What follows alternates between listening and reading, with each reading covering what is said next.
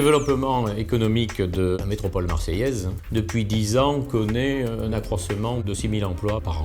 Et une partie de ce développement en termes de création d'emplois provient effectivement de la filière des centres de relations clients.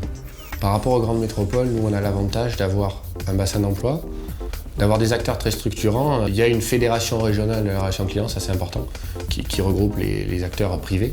Il y a un gros travail qui est fait par la Maison de l'Emploi qui regroupe aussi un certain nombre d'acteurs sur des problématiques. On parlait de recrutement, de formation. Il y a une vraie lisibilité, c'est-à-dire que les entreprises, elles perçoivent que pour nous, c'est une filière industrielle. Et il y a une particularité sur Marseille, je crois, qui est fondamentale, moi qui ai travaillé pour 27 villes en France, c'est qu'en réalité, les collaborateurs s'approprient très rapidement l'entreprise. Et on l'a vu notamment lorsque le premier service client s'est installé sur Marseille, AOL, eh bien ils ont adhéré à cette stratégie, à cette politique. AOL a été le premier, AOL c'était 600 personnes, puis c'était AOL que tout le monde connaissait, la grosse success story américaine. Donc on a nous essayé, le côté Euro-Méditerranée, d'adapter l'immobilier, c'est-à-dire des grands plateaux, parce que c'est plus facile, on peut mettre plus de gens dessus dans des bonnes conditions. Et puis on a prospecté les secteurs qui étaient assez fortement fournisseurs de centres de relations clients, la banque, l'assurance, la téléphonie. Donc il y a eu, je pense, cette conjonction des deux, une vraie politique, et la première success story qui a tout déclenché. Le résultat de l'implantation de ces entreprises est éloquent, puisque effectivement ce sont les services clients qui sont sur Marseille qui ont la palme dans le plus faible taux d'absentéisme, le plus faible taux de turnover et surtout la productivité la meilleure. Par exemple, Expedia et Monster, on a gagné face à Barcelone. Donc si on gagne sur des villes comme ça, c'est qu'ils seront venus vérifier qu'il y a un certain nombre de points et notamment effectivement une capacité à trouver les bonnes conditions pour travailler, une vraie fidélité du personnel qui est largement supérieure à la plupart des grandes métropoles françaises, voire européennes.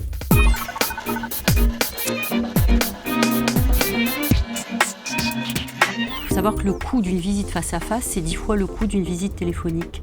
Et l'objectif, c'était visiter plus souvent mes clients, leur faire plus de propositions, les garder plus longtemps pour un coût 10 fois inférieur. Le téléphone a été la réponse à ces interrogations. Avant, il y avait une réelle notion de chiffre. Le chiffre était un but. Maintenant, c'est plus du tout ça, c'est plus un moyen qu'autre chose. Le but réel, c'est la satisfaction client. La deuxième chose qui a beaucoup évolué, c'est qu'on a des téléacteurs maintenant qui sont de plus en plus âgés et les salariés sont plus pérennes. On n'est plus sur du job d'appoint, on est vraiment sur un métier. Pour citer ce qui me paraît le plus positif aujourd'hui, c'est l'initiative du label social, qui est d'autant plus positive qu'un grand syndicat de salariés qui s'appelle la CFDT s'est invité dans ce label en disant « vous avez mis le mot social, il ne faut pas qu'il y ait seulement des entreprises et une association d'intérêt comme la FRC, il faut qu'il y ait des représentants des salariés pour que le mot social puisse mériter ses galons. » Cet organisme externe nous a attribué le label responsabilité sociale qui récompense nos pratiques en matière de recrutement, en matière de formation, en matière d'évolution professionnelle et aussi en matière de dialogue social. Le label social est un exemple très objectif de la volonté qu'a la profession de redorer son image et aussi, mine de rien, de se remettre en question. On ne redorera pas l'image du métier sans les salariés.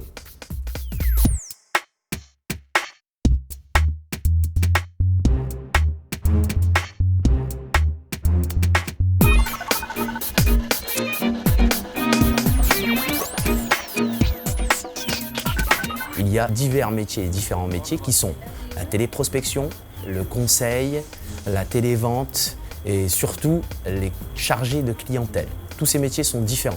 En fait, télévente, c'est vraiment des démarches commerciales. Être téléacteur, téléconseiller, c'est plus tout ce qui est relation client et pas forcément avoir un but commercial pur et dur derrière. Donc le téléconseiller, lui, doit s'adapter et être capable de recevoir un client, l'identifier, comprendre sa demande, apporter une solution, valider que cette solution, c'est la bonne, et ensuite je prends congé. Et c'est lui qui pilote. C'est une personne qui a un rôle de suivi de son équipe, de coach. Il est là pas pour fouetter les gens à aller vite, c'est pas son rôle. Je vais les aider au ponctuel.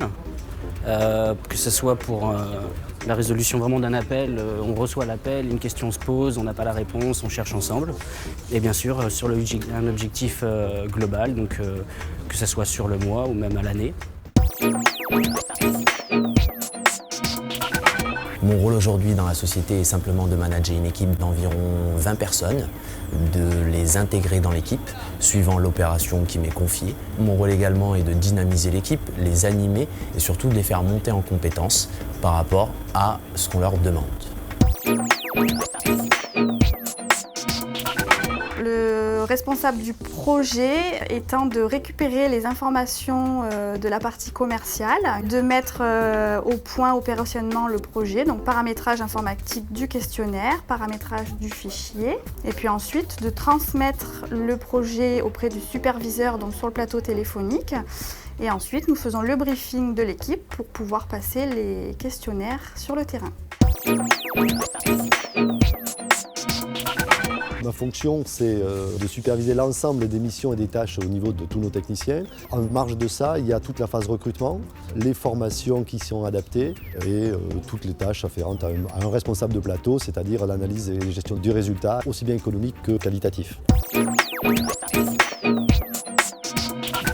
Je suis vraiment l'interlocuteur, le point d'entrée des clients. C'est par moi que toutes les demandes clients passent et c'est à travers moi qu'ils sont redispatchés au terrain, c'est-à-dire au chef de plateau et ensuite au superviseur.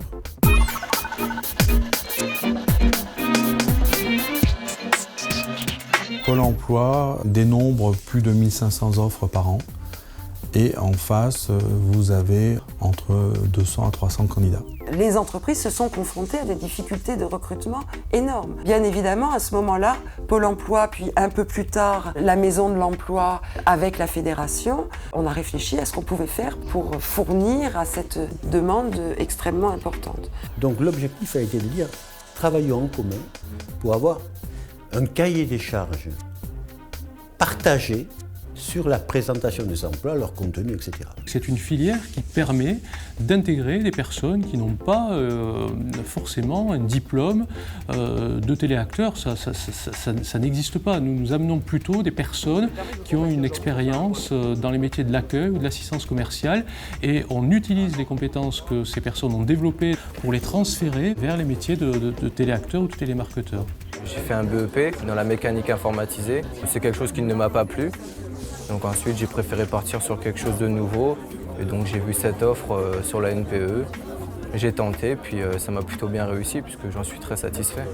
Il n'y a pas vraiment quelqu'un ne peut le faire, quelqu'un ne peut pas le faire. Même moi, à la base, j'avais beaucoup du mal à aller vers les gens, très timide, vraiment même derrière le téléphone. Même si on ne voit pas la personne, il y a une certaine pression.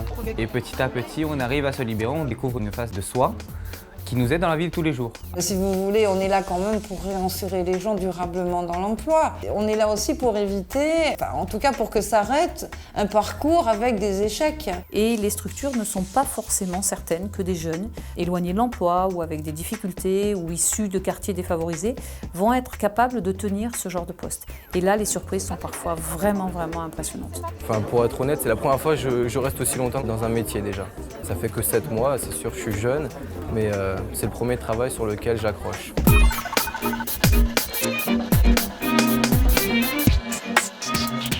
Les métiers de la relation client et les centres d'appel recrutent toute l'année. Il faut le savoir. Il ne s'agit pas de détecter le bon téléacteur, il s'agit de partir du principe que toutes les personnes ont potentiellement du pétrole à l'intérieur. La question, c'est pas est-ce qu'ils ont du pétrole, la question, c'est est-ce que je vais le trouver. On voit souvent des candidats, lorsqu'on leur demande « vous savez téléphoner ?» Oui, je sais téléphoner parce qu'on sait tous utiliser un téléphone. Non, ils ne savent pas téléphoner comme on téléphone dans un centre d'appel. C'est au téléphone soit, mais c'est pas un métier de standardiste. Voilà. On est des commerciaux. Donc il faut quand même une tolérance à la frustration, c'est pas évident. Il y a toujours un morceau d'agressivité au moment du contact et c'est être capable de transformer cette agressivité en service rendu, en solution ou en proposition de solution. C'est clair que c'est difficile, mais avec le temps, on prend goût, quoi. Parce que tous les appels sont différents en fait. C'est pas tout le temps les mêmes histoires, on va dire. C'est un métier où je peux intégrer facilement l'entreprise car je n'ai pas un contact direct avec le client. Bien sûr, c'est une pensée à moi que pendant 3 ans, j'ai eu du mal peut-être par rapport à ma taille. Donc en plus, ici, on est dans une société qu'on ne regarde pas la personne, on regarde surtout les qualités et le travail. Donc moi, ça me permet de m'épanouir dans ce travail-là. Quelqu'un qui a envie au téléphone, qui a une voix entraînante, etc., il n'y a pas de barrage de physique. J'ai presque envie de dire qu'il n'y aura pas de délit de sale gueule au niveau du recrutement. On reste un des rares métiers où aujourd'hui se côtoie dans un même plateau un senior qui est en fin de carrière et qui a envie d'occuper son temps libre, une jeune personne de 19 ans non diplômée qui a envie de se lancer dans la vie active, un BTS qui a envie de vivre sa première expérience et une maman qui a envie de privilégier sa vie de famille. Et c'est ce brassage qui fait la richesse des plateaux.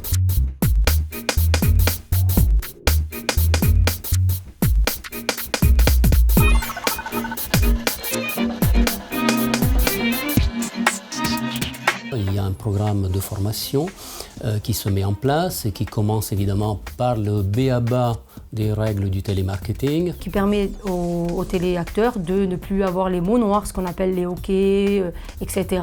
Comment s'annoncer, comment rebondir, comment gérer les blancs. Enfin, moi, vu que c'est mon premier métier, j'avais des appréhensions. Mais après, suite à la formation, c'était plus agréable, plus intéressant quand même. Donc il y a une partie théorique, il y a une partie en accompagnement. D'abord, j'ai commencé une formation collective à l'AFPA sur le métier de téléconseiller tout simple, quoi. Après, il est venu des personnes d'EDF qui nous ont fait une formation sur le métier à EDF, quoi.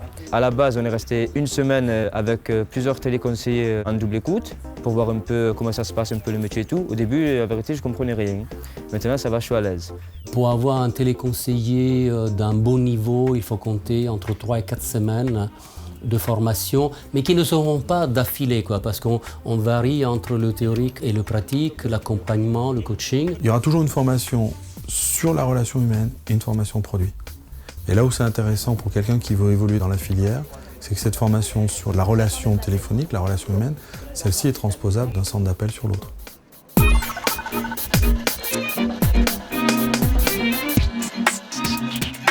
Le chemin le plus basique qui soit dans les métiers de la relation client, c'est de commencer soit en tant que téléconseiller ou téléprospecteur, ensuite passer le tremplin qui est soutien technique, c'est-à-dire entre téléconseiller et superviseur, on commence à être formé aux techniques de management qu'on n'a pas forcément en nous, et ensuite on passe au niveau superviseur. Et si on atteint justement le stade d'agent de maîtrise, on passe manager et on manage une opération, c'est-à-dire qu'un client, on nous confie et le prochain poste qu'il y a derrière, c'est chef de projet. Mon but, c'est d'évoluer. Après, donc, je sais que je dois passer par plusieurs étapes, hein, puisque pour évoluer ici, il faut connaître toutes les opérations. Après, il faut se faire démarquer, bien sûr, pas avoir d'absence, pas de retard déjà. Ensuite, ouais, j'aimerais être soutien technique. C'est moi qui m'occuperai des téléconseillers comme moi, donc afin de les aider dans le discours. Je m'en sens capable. Après, ça ne dépend pas que de moi. J'ai d'abord commencé des petits postes à mi-temps en tant que téléacteur, donc dans différentes autres structures.